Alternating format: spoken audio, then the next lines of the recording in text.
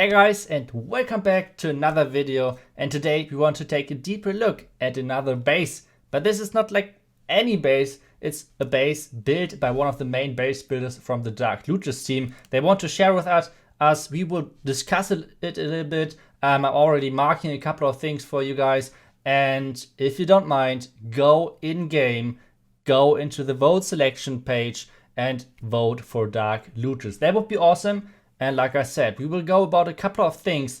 How to build bases, what are the main things to take a look at. And I asked Sir Iron a lot about how he approaches bases.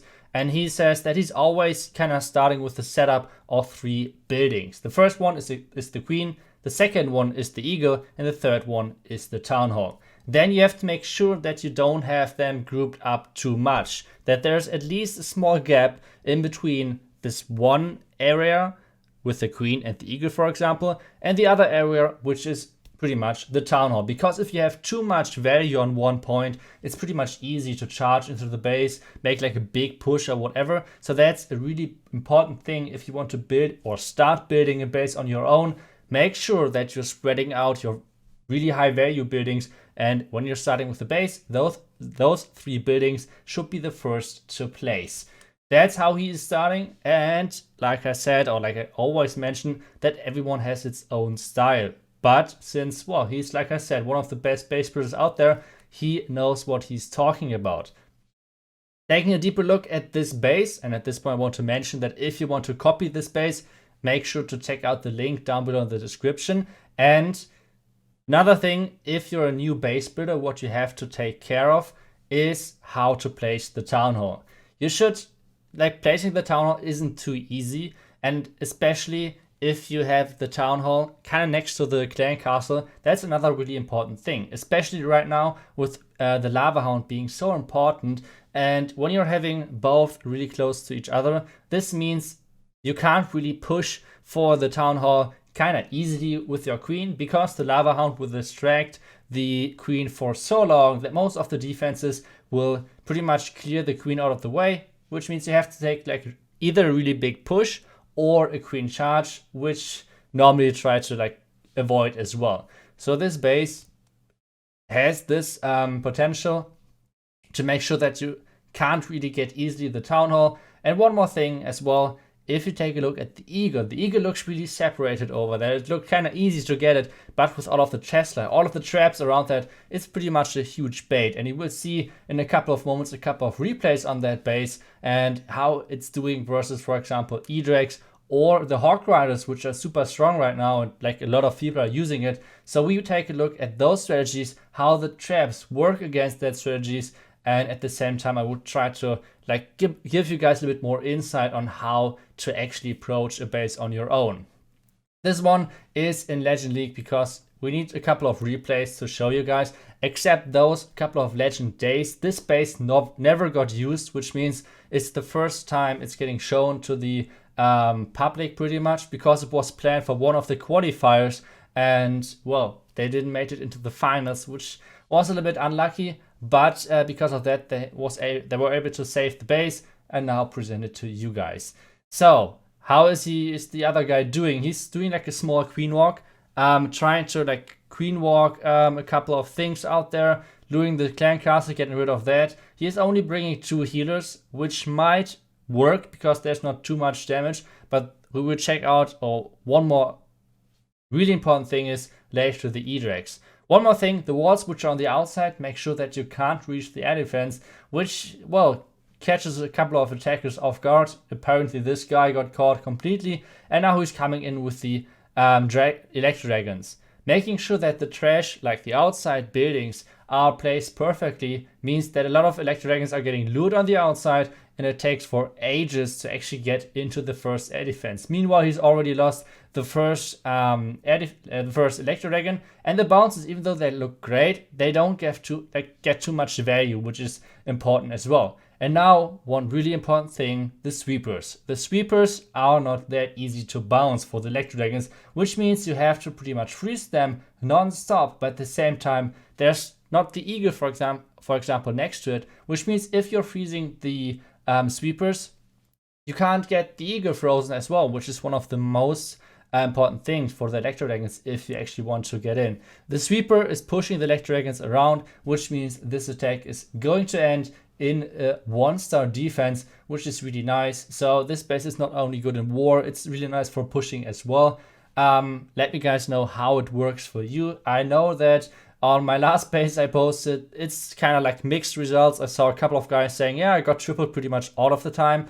Meanwhile, I had a couple of guys sending me screenshots of the first 2 days using the base, and they got attacked like 16 times, obviously. And out of those 16 times, they had 14 1-stars. It was crazy. Like, I have the screenshot somewhere, but it was crazy. And like I said, this is going to be a 1-star in the end. Really nice defense. And like I said, you have the Sweepers separated from the Eagle, which means you can't really get this freeze value you want to have when you're going into a base with the Electro Dragons. And at the same time, even though this base looks kind of compact, the Sweepers make it super annoying to actually attack this base, and it should defend against those Electro Dragons. The next one is going to be Hog Riders. Like I said, because Hog Riders right now are so strong, or at least a lot of people are using it because they feel it's kind of easy to use them. So what do we take a look at? First off, he is going to do a not a queen charge, not a P.E.K.K.A. smash, it's going to be a kill squad. So what is he trying to do? He's going to try to come in from the left side into the base to take out Sweeper, to take out the Inferno Tower, Eagle, enemy Queen, and if it's like going really well, then the enemy Town Hall.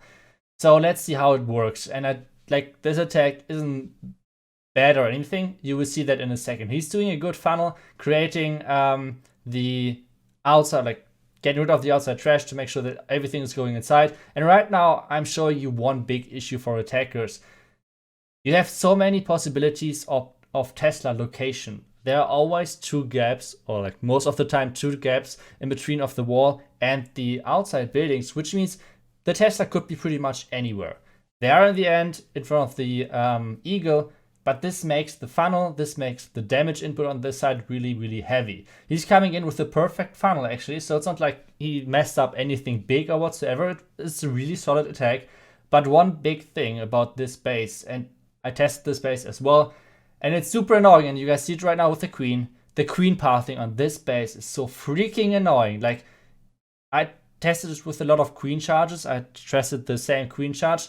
And if you don't time everything perfect, you will have huge issues with your queen. Queen running around and doing pretty much nothing. Even though she could have reached in the inside, she is not going in there. I don't know why, but somehow Iron made it possible that the queen is actually doing random things. And that's one super important thing, what he talked about as well. If you guys want to build a good base, the most important thing is to test your base and tweak it. That's the most important thing. Like when you're building a base, it could be pretty much, it could look incredibly good. At the same time, it could look completely trash. But when you're testing it, then you know how troops behave. For example, on this one, you can't really predict. Like when you're seeing the space and you say, okay, this charge or this kill squad looks super obvious, and a queen is every time doing this random stuff, you can't really like think about when you're doing the plan.